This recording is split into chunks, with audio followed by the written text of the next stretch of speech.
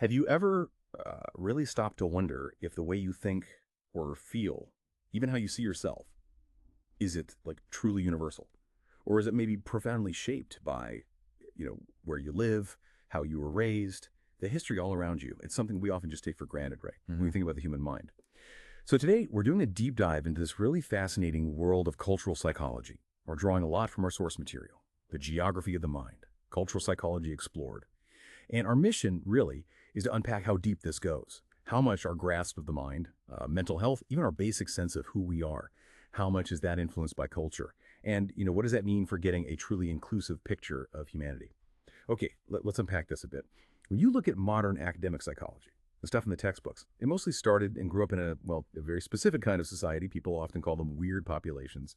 And no, that's not meant as an insult. It's actually an acronym. Western, educated, industrialized, rich, and democratic. Right. And the really crucial thing here, the thing to grasp, is that these weird groups, even though they're like a tiny percentage of everyone on Earth, they've had this massive, disproportionate impact on shaping psychology. I mean, think about it. They basically set the definitions for normal behavior. They came up with the core concepts of mental health, mental illness, and developed the big diagnostic tools like the DSM, that's the Diagnostic and Statistical Manual, and the ICD, the International Classification of Diseases. These are practically the global rule books for diagnosis. And it doesn't stop there. They also set the standards for how you even do psychology research, the experiments, the ethics, all of it. Wow. So if that's the starting point, what are the sort of key assumptions that mainstream psychology often carries because of that bias? Well, there's a big one. A really strong focus on individualism. The person as separate over collectivism, the group focus. There's also this sort of built-in idea that rationality is like the gold standard everywhere. And that our emotions or motivations, they're mostly just biological, hardwired things, not something that culture deeply shapes. It really makes you ask, doesn't it, how much of your own idea of what's normal or healthy is actually a product of this very specific cultural starting point. That really does make you think. Yeah, so Yeah, kind of mind-bending. So, okay, if Western psychology had these assumptions, how do these basic building blocks like the self, emotions, actually change across cultures? yeah. Where do we even begin with that? Let's start with something really fundamental, the self. Our sense of identity. In the West, psychology really puts the spotlight on the independent self. The idea of the person as autonomous, unique, focused on expressing themselves, achieving their own goals. It's very much about me. Yeah, my journey, my accomplishments. But I'm guessing that picture doesn't fit everywhere. Not even close. If you look at many Eastern cultures or indigenous models, for instance, they often emphasize the interdependent self. Here, your identity isn't so separate, it's fundamentally relational. It's deeply tied to your family, your community, the roles you play. Who I am is much more about us. It really prompts you to reflect. What really strikes you when you hear these totally different ways of thinking about us? That's a huge contrast. And it's not just identity, right? You mentioned emotions, too. They aren't just felt or shown the same way everywhere. We might think happiness is happiness, but maybe the details, the expression, it differs. It absolutely differs, profoundly. Let's take shame. In the West, we often see shame as, well, almost pathological, something negative tied to guilt, something to get rid of. But in some East Asian contexts, shame can actually be seen as morally useful. It's a feeling that helps guide you to behave correctly in society, to maintain harmony. Or think about keeping emotions in check. Emotional suppression, often seen as unhealthy in the West, right? We talk about needing to let it all out. But in some collectivist cultures, it can be viewed positively as a sign of maturity, maybe, or respect for social harmony. It's a complete flip. So if our sense of self and even our emotions can be so culturally variable, does this also radically change how we define something as critical as mental health or mental illness? Oh, absolutely. What counts as a disorder or dysfunction is deeply, deeply tied to cultural norms and expectations. Take depression. In the West, the diagnosis often focuses on feelings, sadness, hopelessness, loss of interest. But in some Asian cultures, it might show up differently, maybe more through the body, what we call somatically, like persistent headaches or fatigue or stomach issues, rather than talking explicitly about feeling sad. And what about things maybe more extreme-sounding experiences, like seeing things or hearing things, hallucinations. I imagine the interpretation there could vary wildly. Exactly. And this really hits on a key question. Is hearing voices always a sign of psychosis? Because, in one cultural setting, experiences like spirit possession or visions or hearing voices might definitely be seen as symptoms of a serious mental disorder. But in another context, those same experiences could be seen as sacred, as spiritual insight maybe, or a connection to ancestors or the divine.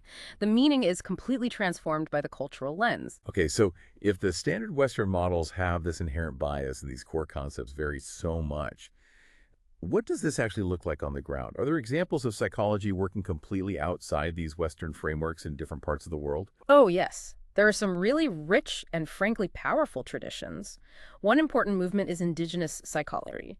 This is really about reclaiming and centering traditional knowledge, oral histories, community worldviews, things that were often pushed aside or just ignored by the dominant psychological approaches.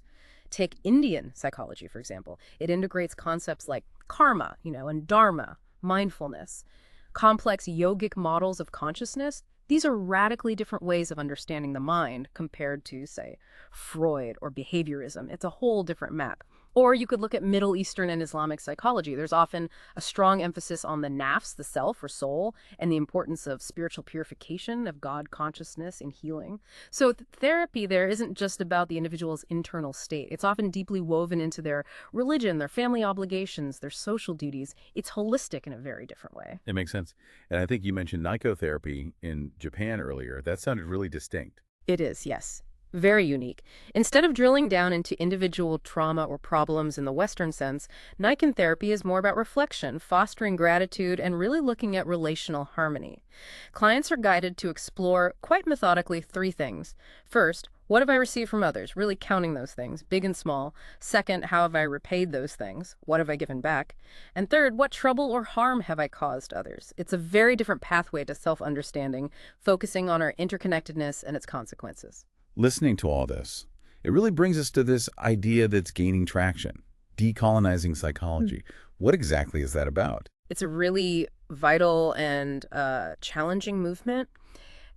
Basically, it involves deeply questioning the automatic, often uncritical use of Western psychological ideas and methods on people from non-Western backgrounds. It's about centering local perspectives, local values, different ways of knowing what we call epistemologies. And it's about actively resisting a kind of cultural imperialism in therapy and research.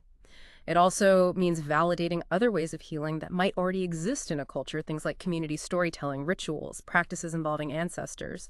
Thinkers like Frantz Fanon wrote powerfully about this, about how colonialism itself inflicted deep psychological wounds on people, shaping how they saw themselves, their mental health, even how they were diagnosed by the colonizer systems. There's a huge shift in perspective. Yeah. So bringing this all together, what are the practical takeaways for someone listening or for psychology as a field?